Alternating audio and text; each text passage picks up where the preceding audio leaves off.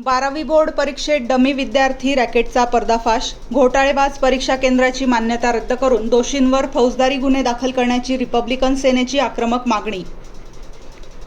देशपातळीवर नीट परीक्षेचा महाघोटाळा गाजत असतानाच आता थेट महाराष्ट्राच्या शालेय शिक्षण मंत्र्यांच्या स्वतःच्या जिल्ह्यात 12वी बोर्ड परीक्षेत डमी विद्यार्थी बसवून परीक्षा दिल्याची धक्कादायक आणि खळबळजनक घटना उघडकीस आली आहे. नाशिक विभागीय मंडळांतर्गत झालेल्या फेब्रुवारी-मार्च 2026च्या इयत्ता 12वीच्या मुख्य बोर्ड परीक्षेत हा गंभीर गैरप्रकार समोर आला असून यावरून आता राजकीय आणि शैक्षणिक क्षेत्रात तीव्र संताप व्यक्त केला जात आहे. नाशिक येथे आयोजित एका पत्रकार परिषदेत रिपब्लिकन सेनेच्या प्रमुख पदाधिकाऱ्यांनी या संपूर्ण रॅकेटचा पुराव्यांसह जाहीर पर्दाफाश केला. यावेळी त्यांनी घोटाळेबाज परीक्षा केंद्राची मान्यता तत्काळ रद्द करण्यात यावी आणि या रॅकेटमध्ये सहभागी असलेल्या संस्थाचालकांपासून ते शिक्षण विभागातील भ्रष्ट अधिकाऱ्यांपर्यंत सर्वांवर तातडीने फौजदारी गुन्हे दाखल करून त्यांना जेलमध्ये डांबण्यात यावे अशी सिंहगर्जना केली आहे. नाशिक विभागीय मंडळांतर्गत असलेल्या परीक्षा केंद्र क्रमांक 201 कैलासवासी विलास नाना सोनवणे उच्च माध्यमिक विद्यालय, डांग सौंदाणे, तालुका बागलाण येथे विज्ञान शाखेचा मूळ विद्यार्थी हरिभाऊ पांडुरंग जाधव, बैठक क्रमांक S02090 याच्या जागी एका बेकायदेशीर डमी विद्यार्थ्याला बसवून परीक्षा देण्यात आल्याचा प्रकार पुराव्यांनिशी समोर आला आहे. प्रामाणिकपणे रात्रंदिवस अभ्यास करणाऱ्या लाखो विद्यार्थ्यांच्या भविष्याशी खेळणारा हा अत्यंत लाजिरवाणा प्रकार असून यामुळे शिक्षण मंडळाच्या विश्वासार्हतेवरच मोठा प्रश्नचिन्ह निर्माण झाला आहे. रिपब्लिकन सेनेचा पाठपुरावा आणि मंडळाची कारवाई या धक्कादायक प्रकरणाचा छडा लावण्यासाठी रिपब्लिकन सेनेचे प्रवक्ते, उत्तर महाराष्ट्र प्रवक्ते प्राध्यापक अमोल बाळासाहेब बच्छाव यांनी 23 एप्रिल 2026 आणि 8 मे 2026 रोजी नाशिक विभागीय शिक्षण मंडळाकडे पुराव्यांसह अधिकृत तक्रार अर्ज सादर केला होता.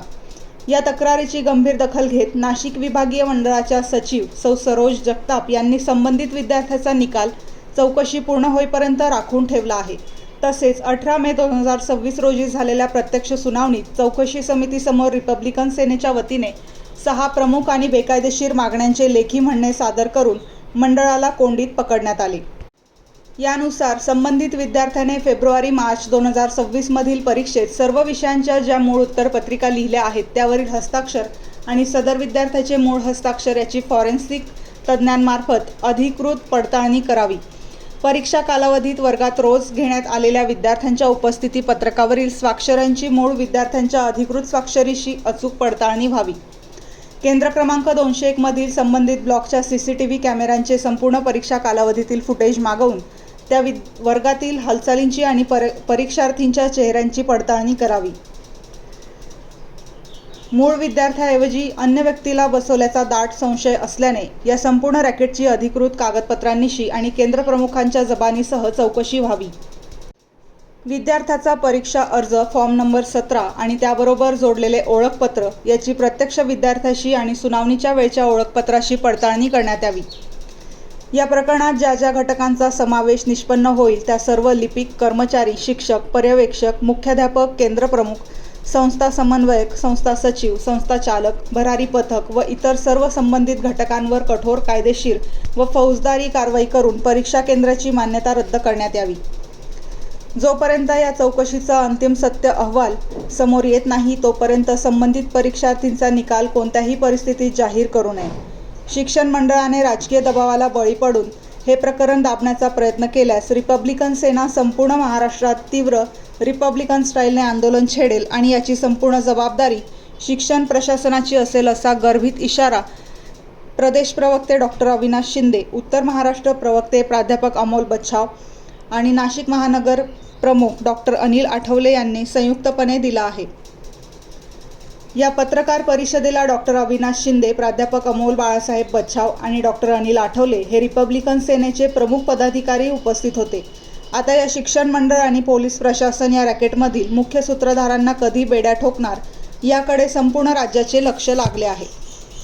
ज्या लाखो विद्यार्थ्यांच्या जीवनाशी खेळण्याचं कटकारस्थान या सरकारने केलं त्याच पद्धतीने त्यांच्याच पावलावर पाऊल ठेवून महाराष्ट्र सरकार सुद्धा या ठिकाणी शिक्षण व्यवस्थेचे 12 वाजवण्याचं कटकारस्थान करत आहे. या ठिकाणी 12वीच्या जे विद्यार्थी 12वीची जी परीक्षा नुकतीच पार पडली त्या परीक्षेमध्ये संस्था चालकाच्या मदतीने काही विद्यार्थ्यांनी डमी बसवण्यात आले आणि त्या डमी बसवलेल्या विद्यार्थ्यांचे सगळे पुरावे आमच्या सोबत आहे, आम्ही तुम्हाला दाखवलेले आहे.